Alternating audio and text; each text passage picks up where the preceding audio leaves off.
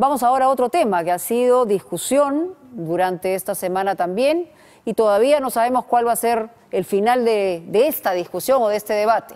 Se aprobó cadena perpetua en una primera votación en el Congreso para los violadores, precisamente menores de 14 años. Pero también se discutió en esa primera votación la posibilidad de la castración química. A partir de ese momento se ha hablado muchísimo sobre las probabilidades que esto tiene. Mucha gente dice hay que sancionarlos, hay que castrarlos químicamente, más allá de la cadena perpetua. Queremos que un especialista nos diga si es aplicable o no es aplicable, es factible o no es factible. Esto va a hacer que un violador deje de hacerlo. Esa también es una pregunta no solamente en términos sociales, sino también médicos. Alberto Tejada, que es urólogo, está con nosotros aquí en Punto Final para responder estas preguntas, porque creo que es importante aterrizar el asunto también de la discusión. Yo creo que hay un gran consenso con que una cadena perpetua para quien viole a menores de 14 años es una realidad que el Perú requiere. Cada día tenemos que denunciar más casos de esta naturaleza, Alberto. Pero por otro lado, se habla de la posibilidad de la castración química. ¿Cómo estás? Gracias por estar aquí. ¿Cómo estás, Mónica? En primer lugar, ¿cómo se ejecuta una castración química? O sea, ¿qué es lo que ocurre con la persona que se somete a una castración química? Bueno, en primer lugar, yo quiero sumarme también a esta indignación pública al ver casos todos los días de abuso sexual a menores, ¿no? Y creo que todos estamos de acuerdo probablemente en la sanción penal al respecto. Pero esta segunda parte que significa la castración química, que la gente quizá no lo entiende totalmente, es importante aclararlo, ¿no? O sea, primero hay dos tipos de castraciones. La quirúrgica, en la cual yo estirpo los testículos para quitarle la función hormonal, y la química, que es la que estamos hablando, en la cual lo que hacemos es administrar sustancias, sea por inyecciones o pastillas, que bloquean el efecto de la hormona testosterona que se produce en los testículos, en el entendido de que esta hormona incita el líbido en una persona. Situación que neutraliza el deseo sexual, digamos, estas vacunas, estas inyecciones. O por lo menos lo atenúa severamente. Ya. Porque se entiende, pero acá hay una contradicción, porque el problema de estas personas no está en sus genitales ni en su cantidad de hormonas. Cuando hablas de los violadores. De los violadores, sino está en su cabeza. O sea, aquí hay un problema en la mente de estas personas equivocadas que llevan a tener relaciones con personas vulnerables que violan, abusan de personas vulnerables. Y es, ¿no?, un tema muy serio. Pero no son enfermos mentales, o sea, se dan claramente cuenta de lo que están haciendo. No son inimputables, ¿no? Eso es una cosa importante precisar, pero sí hay un problema psicológico muy grave que tiene que ser atendido y que la solución no significa el colocarle sustancias que, dicho sea de paso, son posibles administrar porque se dan para algunas enfermedades, por ejemplo en el cáncer de próstata terminal, donde el objetivo es prolongar la vida de una persona que ya tiene una enfermedad ya avanzada, o en algunos casos también de endometriosis en el caso de la mujer, pero en este caso lo que no se toma en cuenta es que colocar estas sustancias también genera efectos indeseables, por ejemplo,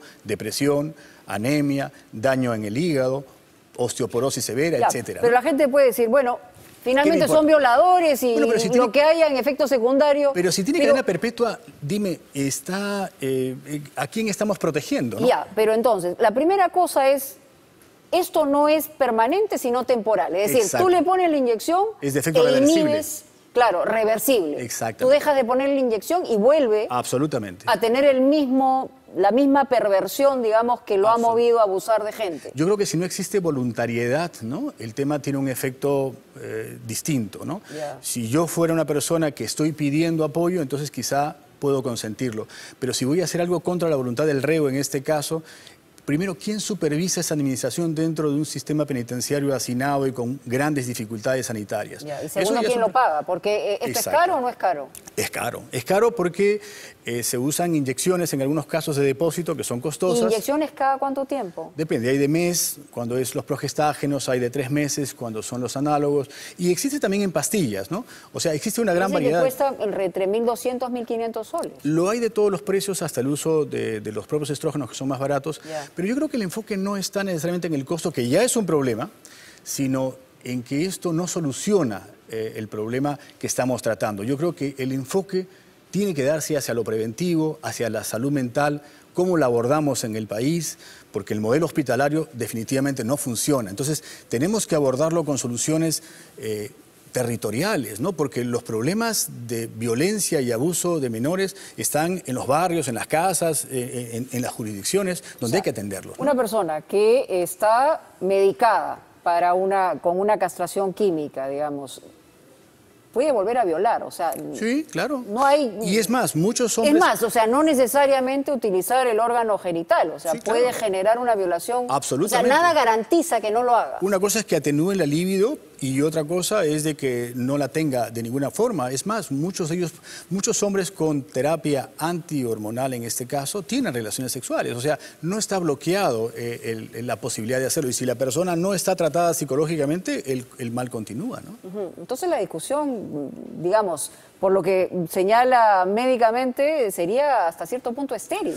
Yo creo que es bien intencionada al decir, responde a una indignación popular, y yo creo que la cadena perpetua ya está respondiendo a ese clamor, pero la segunda parte, yo digo, ¿de quién vamos a proteger si estamos haciendo una cadena perpetua? Y por último, eso no impide que otro niño en la calle sea abusado y desatendido, cuando el problema está en dónde está el fenómeno, no adentro de la cárcel, ¿no? Entonces, yo creo que estamos hablando de una estrategia costosa, difícil de vigilar. Pero aplicable en otros lugares del mundo, ¿no? Por ejemplo, en Estados Unidos hay 9 estados donde se aplica, en algunos casos... Voluntario y en otros no. Exactamente, obligatorio. Voluntario porque un pedófilo está desesperado, no puede manejar su deseo sexual y lo que pide es, para salir a la calle, que lo inyecten. Ese caso, por ejemplo, en el caso de que el reo de propia voluntad acepte y pida ayuda, yo creo que tendría un atendimiento distinto. Pero acá estamos hablando de un reo que tiene cadena perpetua y que yo creo que el darle medicamentos estando dentro de un sistema penitenciario ya complicado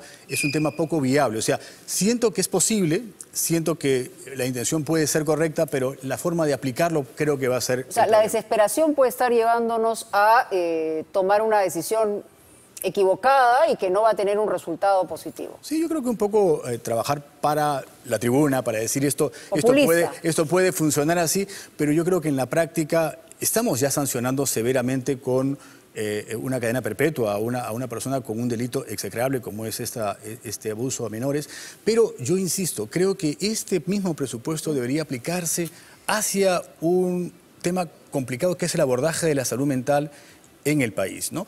Porque algo está pasando, el modelo hospitalario, claro, no da cabida, no da cita a gente que realmente lo necesita. Entonces, yo creo que un modelo territorial en atención más cercana a la gente es la solución.